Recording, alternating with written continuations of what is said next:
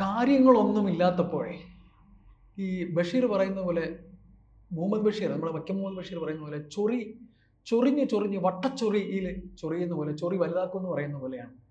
താങ്കളൊരു കോൺഗ്രസ് പ്രവർത്തകനാണ്, കോൺഗ്രസ്സുകാരനാണ്.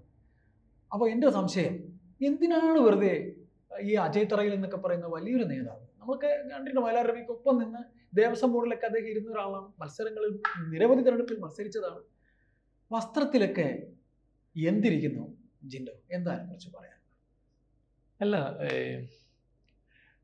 അതില് അദ്ദേഹം പറഞ്ഞതിന്റെ ഉദ്ദേശശുദ്ധിയെ ഞാൻ സംശയിക്കുന്നില്ല. അദ്ദേഹം പറഞ്ഞത് കേരളത്തിലെ കോൺഗ്രസ് പ്രവർത്തകരും നേതാക്കന്മാരും എല്ലാവരും കളർ ധരിക്കണം. ഒരു ചെറിയോട് ഞാൻ ചോദിച്ചോട്ടെ, ഇതൊരു നിസ്സാരമായിട്ടൊക്കെ പറയണ്ട. എൻ്റെ സംശയം, വി ഡി സതീശൻ എന്ന നേതാവ് വന്ന ശേഷം, അതായത് കോൺഗ്രസിൽ എപ്പോഴും ഒരു മുൻനിര നേതാക്കൾ മാത്രം ലൈംലൈറ്റിൽ നിൽക്കുകയും കുറേ ആൾക്കാർ വെള്ളം കോരാൻ മാത്രം നിൽക്കുകയും ചെയ്യുന്നു. അവരെല്ലാം എന്നും വെള്ളം കോരലുകാരാണ്. ഞങ്ങളുടെ നാട്ടിൽ ഒരു ചെമ്പഴന്തി അനിലുണ്ട്, നിങ്ങൾക്കറിയാം, നല്ലൊരു നേതാവാണ് അദ്ദേഹം. എന്തേ അദ്ദേഹത്തിന് ഒരു കൗൺസിൽ ഇലക്ഷന് പോലും ഞങ്ങൾ കണ്ടിട്ടില്ലല്ലോ. അപ്പോൾ എന്തും ഇങ്ങനെ വെള്ളം കോരി നിന്നാൽ മതിയോ? ഇവർക്കൊക്കെ ഒരു ഉയർച്ച വേണ്ടേ? അപ്പോൾ രണ്ടാം നിരയിലെ നേതാക്കളെ ഇങ്ങനെ പൊങ്ങി വരുന്നത് എന്താ? ഈ പുതിയ തലമുറയിലെ നേതാക്കളെ ഇവർക്കൊക്കെ അസൂയയാണ്. അതും കൂടെ ആകുമ്പോൾ എൻ്റെ ചോദ്യം അങ്ങ് തീർന്നു കഴിഞ്ഞു. ഇതിലൊക്കെ ബാക്കി നോക്കിയിരിക്കാം. ഇല്ല, അങ്ങനെ ഞാൻ നിരീക്ഷിക്കുന്നില്ല. പക്ഷെ ഇതിലുള്ള ഒരു പ്രശ്നം, നമ്മൾ വസ്ത്രം ഇന്നത് ധരിക്കണം എന്ന് നിർബന്ധം പിടിക്കുന്ന ഒരു അത്ര ശരിയാണോ എന്ന് എനിക്ക് സംശയമുണ്ട്, എനിക്ക് പേഴ്സണലി. കാരണം സംഘപരിവാർ കുറെ കാലമായിട്ട് ഈ രാജ്യത്ത് പറയുന്ന ഒരു പല തരത്തിലുള്ള മുദ്രാവാക്യങ്ങൾ ഒരെണ്ണമാണ് എല്ലാവരും അവർ പറയുന്ന പോലെ വസ്ത്രം ധരിക്കണമെന്ന്. വസ്ത്രം, ഭക്ഷണം, സംസാര ഭാഷ, വിശ്വാസം, ഇതൊക്കെ മറ്റാരെങ്കിലും തീരുമാനിക്കാൻ പാടില്ല. എൻ്റെ വസ്ത്രം എൻ്റെ ചോയ്സാണ്. സഭ്യമായ വൃത്തിയായ ഒരു വസ്ത്രം ഞാൻ ധരിക്കുക എന്നുള്ളതാണ് പ്രഥമമായിട്ടുള്ള കാര്യം. എല്ലാ കോൺഗ്രസ് പ്രവർത്തകരും ഖദർ ധരിക്കണം എന്നുള്ളത് ഒരു നല്ല രീതിയാണ്. പക്ഷെ അത് നിർബന്ധമായിട്ട് അടിച്ചേൽപ്പിക്കാൻ പാടില്ല. ഒന്നിനെയും ആരുടെയും മേലെ അടിച്ചേൽപ്പിക്കാതിരിക്കുക എന്നുള്ളത് ഒരു മിനിമം കോൺഗ്രസ് കാഴ്ചപ്പാടാണ്. എല്ലാത്തിനെയും ഉൾക്കൊള്ളുക എന്നുള്ളത് ഒരു കോൺഗ്രസ് കാഴ്ചപ്പാടാണ്. വസ്ത്രത്തിന്റെ വെണ്മയേക്കാൾ നിലപാടിലെ വ്യക്തതയാണ് ഇന്നത്തെ കാലത്ത് അത്യാവശ്യം. തീർച്ചയായിട്ടും. ഇപ്പൊ ഞാൻ ഇട്ടിരിക്കുന്ന കളറാണ്, പക്ഷെ കളറാണ്. വെള്ള തന്നെ ധരിക്കണമെന്ന് എനിക്ക് നിർബന്ധമൊന്നുമില്ല. അത് എൻ്റെ സാമ്പത്തിക ശേഷി, എൻ്റെ സൗകര്യം, എൻ്റെ മറ്റു പല കാര്യങ്ങളും, ഞാൻ ചെയ്യുന്ന ജോലിയുമായിട്ടൊക്കെ ബന്ധപ്പെട്ട ഒരുപാട് പാവം പിടിച്ച മനുഷ്യർ, 10,000-കണക്കിന് സാധാരണക്കാർ കൂലിപ്പണി എടുത്തിട്ടൊക്കെയാണ് ഈ പാർട്ടിയുടെ പരിപാടികൾക്ക് വരുന്നത്. തീർച്ചയായിട്ടും. മണ്ഡലം പ്രസിഡന്റുമാർ പോലും. തീർച്ചയായിട്ടും. അവരൊക്കെ എല്ലായ്പ്പോഴും വെള്ളക്കതർ തന്നെ ധരിക്കണമെന്ന് പറയാൻ പറ്റില്ല. എനിക്ക് പരിചയമുള്ള എത്രയോ മണ്ഡലം പ്രസിഡന്റുമാര് വാർക്കപ്പണിക്കും, കോൺക്രീറ്റ് പണിക്കും, പെയിന്റ് പണിക്കും പോകുന്നവർ മണ്ഡലം പ്രസിഡന്റുമാർ. അവരൊക്കെ ആ ജോലിയുടെ ഇടവേളകളിലായിരിക്കും സമരത്തിന് വരുന്ന, മീറ്റിങ്ങിന് വരുന്ന. അവരൊക്കെ വെള്ളക്കതർ ധരിക്കണമെന്ന് നിർബന്ധം പറയാൻ പാടില്ല, പക്ഷെ ധരിക്കണം. ചുമട്ട് തൊഴിലാളികൾ. അപ്പൊ നമുക്ക് സർവ്വ സൗകര്യങ്ങളിൽ ഇരിക്കുമ്പോൾ നമുക്ക് ഇതൊക്കെ പറയാം, ഇങ്ങനെ പറയാൻ പാടില്ല. പക്ഷെ ഞാൻ അദ്ദേഹം പറഞ്ഞതിനെ എതിർക്കല്ല. അദ്ദേഹം പറഞ്ഞത് ഒരു ആത്മാർത്ഥമായ സമീപനത്തിന് ഭാഗമായിട്ട് എല്ലാവരും ഖദർ ധരിക്കണം, ഖദർ മറക്കാൻ പാടില്ല, ഖദർ കോൺഗ്രസിന്റെ കൾച്ചറിന്റെ ഭാഗമാണ്, ഇതൊക്കെ ശരിയാണ്. പക്ഷെ എന്തുകൊണ്ടാണ് ഖദർ, ഖാദി വസ്ത്രം ധരിക്കണമെന്ന് മഹാത്മാഗാന്ധി പറഞ്ഞതെന്ന് കൂടി നമ്മൾ മനസ്സിലാക്കണം. അന്ന് വിദേശ വസ്ത്ര ബഹിഷ്കരണത്തോടൊപ്പം ഈ രാജ്യത്തെ സർവ്വ ആളുകളെ കൊണ്ടും ചർക്കയിൽ നൂൽ നൂറ്റ് സ്വന്തം വസ്ത്രം ധരിക്കണം എന്ന് പറയുമ്പോൾ അത് സ്വദേശിവൽക്കരണത്തിന്റെ ഭാഗം കൂടിയിട്ടുള്ള സമരമാർഗം. രാജ്യത്തിന്റെ സർവ്വ കോണുകളിലും വിദൂര കോണുകളിൽ ഇരിക്കുന്ന സ്ത്രീകൾക്ക് വരെ ചർക്കയിൽ നൂൽ നൂറ്റ് അതിൽ നിന്നൊരു ചെറിയ വരുമാനം കണ്ടെത്തി സ്വയം പര്യാപ്തതയിലേക്ക് നയിക്കുന്ന ഒരു സാമൂഹ്യ വിപ്ലവമായിരുന്നു. തീർച്ചയായിട്ടും. ചർക്ക ഒരു സാമൂഹ്യ വിപ്ലവമായിരുന്നു. തീർച്ചയായിട്ടും.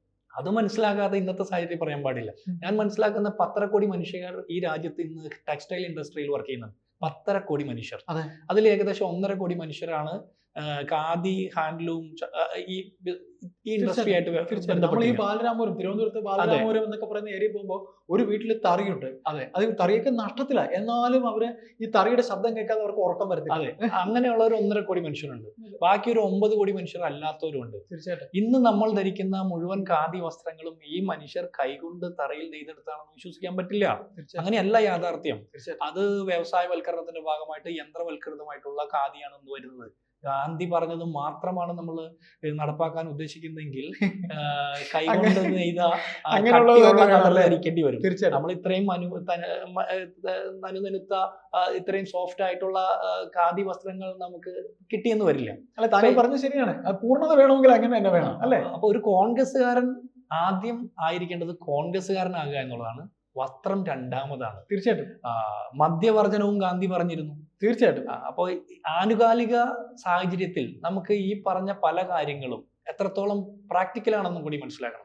നമ്മൾ ഖദർ ധരിക്കാത്തതിന്റെ പേരിൽ മാറ്റി നിർത്തുന്ന മനുഷ്യരെ സ്വീകരിക്കാൻ വേറെ ഒരുപാട് ആളുകളുണ്ടാവും. തീർച്ചയായിട്ടും നമ്മൾ ഖദർ ധരിക്കാത്തതിന്റെ പേരിൽ ആരെയും മാറ്റി നിർത്തേണ്ട കാര്യമില്ല. തീർച്ചയായിട്ടും ആളുകൾക്ക് ഒരു ഖദർ വസ്ത്രം വാങ്ങി തുന്നിയെടുക്കുന്ന ചെലവ് കൊണ്ട് ചിലപ്പോൾ 3-4 മറ്റു തരത്തിലുള്ള വസ്ത്രങ്ങൾ ഉപയോഗിക്കാൻ പറ്റും. അവരുടെ സൗകര്യം. ഒരു കോൺഗ്രസ് ആകട്ടെ, തികഞ്ഞ മതേതരവാദിയും തികഞ്ഞ സോഷ്യലിസ്റ്റും തികഞ്ഞ നീതിബോധവുമുള്ള കോൺഗ്രസ്സുകാരാണ് ഉണ്ടാകേണ്ടത്.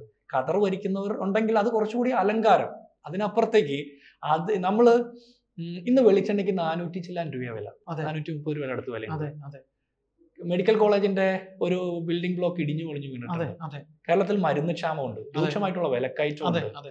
കേരളത്തിലെമ്പാടും അതിരൂക്ഷമായിട്ടുള്ള ജീവിത സാഹചര്യത്തിലൂടെ മനുഷ്യർ ജീവിക്കുമ്പോൾ നമ്മൾ ഇനിയും നമ്മുടെ ഉമ്മറത്ത് നിന്ന് പുറത്തിറങ്ങിയിട്ട് മുറ്റത്ത് നിന്ന് നമ്മുടെ ഉമ്മറത്തേക്ക് നോക്കി ചീത്ത വിളിക്കുന്നതിന് പകരം നമ്മുടെ ഉമ്മറവാതിൽ നിന്ന് പുറത്തേക്ക് നോക്കിയിട്ട് കാര്യങ്ങളെ കാണാനും കൂടി ശീലിക്കണം. തീർച്ചയായിട്ടും ഈ യൗവനത്തോടുള്ള ഓക്കാനമാണ് വാർദ്ധക്യത്തിന്റെ ലക്ഷണമെന്ന് ഞാൻ എവിടെയോ വായിച്ചിട്ടുണ്ട്.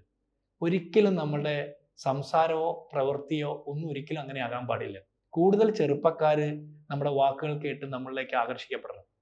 എൻ്റെ വാക്ക് കേട്ടിട്ട് ഒരാൾ ആകർഷിക്കപ്പെടുന്നുണ്ടെങ്കിൽ അത് എന്നിലേക്ക് മാത്രമല്ല, എൻ്റെ പാട്ടിലേക്ക് കൂടിയാണ്. രാഹുൽ ഗാന്ധി ടീഷർട്ടും പാൻസും ഇട്ട് നടന്ന് 4051 കിലോമീറ്റർ ഈ രാജ്യത്തിന്റെ തെരുവിലൂടെ നടന്നപ്പോൾ ഭാരത് ജോഡോ നടപ്പാക്കി. 2024 ലോക്സഭാ തെരഞ്ഞെടുപ്പിന് ശേഷം നരേന്ദ്രമോദിയുടെ ശിരസ് ഇന്ത്യൻ ഭരണഘടനയുടെ മുമ്പിൽ കുനിയാൻ കാരണം രാഹുൽ ഗാന്ധിയുടെ യാത്രയാണ്. രാഹുൽ ഗാന്ധിയുടെ യാത്ര ഭാരത് ജോഡോ. രാഹുൽ ഗാന്ധി ധരിച്ച ടീഷർട്ട് അല്ല. നമ്മൾ മനസ്സിലാക്കേണ്ടത് രാഹുൽ ഗാന്ധിയുടെ ഡ്രസ്സ് അല്ല, വസ്ത്രമല്ല, വ്യക്തമായ നിലപാടാണ്. നിലപാട് കൊണ്ടാണ് നമ്മൾ കോൺഗ്രസ് ആകേണ്ടത്. വസ്ത്രത്തിന്റെ വെണ്മ കൊണ്ടല്ല, വസ്ത്രത്തിന്റെ പകിട്ട് കൊണ്ടല്ല. വസ്ത്രവും ഈ പറഞ്ഞ വെണ്മയും എല്ലാം അതിനൊരു മാറ്റുകൂട്ടും. തീർച്ചയായിട്ടും ഖാദിയെ ഉപേക്ഷിക്കുകയല്ല ചെയ്യേണ്ടത്, ഖാദിയെ ചേർത്ത് പിടിക്കണം. പക്ഷെ ഖാദി ധരിക്കണമെന്ന് നിർബന്ധം പിടിക്കുമ്പോൾ അതിലൊരു സംഘപരിവാർ സ്വരമുണ്ടെന്ന് ഞാൻ വിശ്വസിക്കുന്നു. കാരണം അമിത്ഷായും നരേന്ദ്രമോദിയും ഖദർ വസ്ത്രങ്ങൾ ഉപയോഗിക്കുന്നുണ്ട് എന്ന് വെച്ചിട്ട് അവരൊക്കെ ഗാന്ധിയന്മാരും കോൺഗ്രസും അല്ല. കേരളത്തിൽ ഖാദി ബോർഡിന്റെ നേതൃത്വത്തിൽ ഇരിക്കുന്നത് പി ജയരാജനാണ്. വൈര്യനിരാധന ബുദ്ധിയുടെ രക്തക്കറ ഒരുപാട് പുരണ്ടിട്ടുള്ള പി ജയരാജൻ ഖാദി വസ്ത്രം ധരിക്കണമെന്ന് പറയുമ്പോൾ ആ ഖാദിയിൽ കോൺഗ്രസ് ഇല്ല, അതിൽ മഹാത്മാഗാന്ധി ഇല്ല. അപ്പൊ മഹാത്മാഗാന്ധിയുടെ ഖാദി കോൺഗ്രസിന്റെ ഖാദി എന്ന് പറഞ്ഞാൽ ഖാദി ധരിക്കാൻ നിർബന്ധം പിടിക്കുന്നതിലല്ല, അത് എല്ലാവരെയും ഉൾക്കൊള്ളുന്ന, സർവ്വ നിറങ്ങളെയും സർവ്വ വിഭാഗത്തിൽപ്പെട്ടവരെയും ഉൾക്കൊള്ളുന്ന സംസ്കാരത്തിന്റെ കൂടി പേരാണ്. അതൊരു ഡെമോക്രാറ്റിക് കൾച്ചറാണ്. അതിലേക്ക് നമ്മൾ കുറെ കൂടി വളരേണ്ടതുണ്ടെന്നാണ് എനിക്ക് തോന്നുന്നത്. അപ്പൊ നമ്മൾ രണ്ടാമത്തെ വിഷയത്തിലേക്ക് വരുമ്പോൾ അജയ് തറയിൽ എന്ന നേതാവിന് ഉൾപ്പെടെ ഈ പുതിയ തലമുറയിലെ നേതാക്കളോട് ഒരു ജലസി ഉണ്ടോ? അത് താങ്കൾ പറഞ്ഞതുപോലെ വാർത്തയ്ക്ക് ആ വാചകം എങ്ങനെയായിരുന്നു വായിച്ചെന്ന് പറഞ്ഞത്?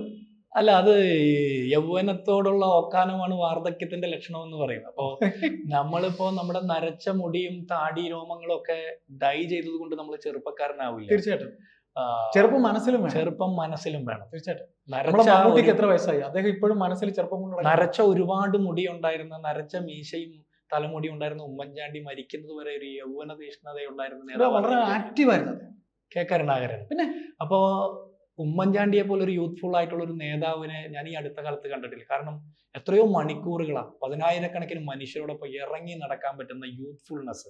അപ്പൊ വാർദ്ധക്യം പ്രായമല്ല, വാർദ്ധക്യം മുടിയുടെ നരയല്ല, വാർദ്ധക്യം യൗവനത്തെ ഉൾക്കൊള്ളാതിരിക്കുന്ന മാനസികാവസ്ഥയാണ്. ഇതുകൊണ്ട് ഇവരെന്തവന് അങ്ങനെയൊക്കെ ഈ പറയുന്ന ചെറുപ്പക്കാർ, ഞാൻ പറയട്ടെ, രണ്ടാം നിരയിലെ നേതാക്കളെയൊക്കെ പൊങ്ങി വരേണ്ടത് എന്നും സ്റ്റേജ് നിറച്ച് ഈ പറയുന്ന ഒരു പണ്ടൊക്കെ നമ്മൾ കളിയാക്കി പറയായിരുന്നു, KPCC ഓഫീസിൽ ഒരു പരിപാടി നടക്കുകയാണെങ്കിൽ നേതാക്കളുടെ ബാഹുല്യം മാത്രമേ ഉണ്ടാവുള്ളൂ, അണികളും ഉണ്ടാവില്ല. ഇന്നിപ്പോ അത് മാറി. ഷാഫി പറമ്പിൽ പ്രസംഗിക്കാൻ വരുന്നതെന്ന് വെച്ചാൽ കമ്മ്യൂണിസ്റ്റുകാർ വരെ കാണാൻ വരും.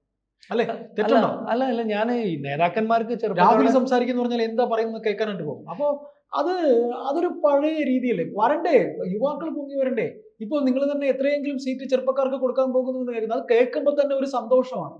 അല്ല, ഇത് ഞാൻ ഈ പറഞ്ഞ ഏതെങ്കിലും ഒരു നേതാവിന് ചെറുപ്പക്കാരുടെ അസൂയ ഉണ്ടെന്നൊന്നും ഞാൻ പറയുന്നില്ല. അത് പറയാൻ കഴിയില്ല, അത് പറയില്ല. അത് ഞാൻ അങ്ങനെ പറയുന്നില്ല, ഞാനായിട്ട് അങ്ങനെയൊന്നും പറയുന്നില്ല. പക്ഷെ ആളുകളും കേൾക്കുന്ന ആളുകളും എന്റെ മകൻ എന്നെ കണ്ട് കോൺഗ്രസ് ആകണം, എന്റെ 2 മക്കളും എന്നെ കണ്ട് കോൺഗ്രസ് ആകണം എന്ന് വിചാരിക്കുന്ന ഒരു അപ്പനാണ് ഞാൻ കോൺഗ്രസ് ആയത്. കോൺഗ്രസിന്റെ ഗുണഗണങ്ങൾ.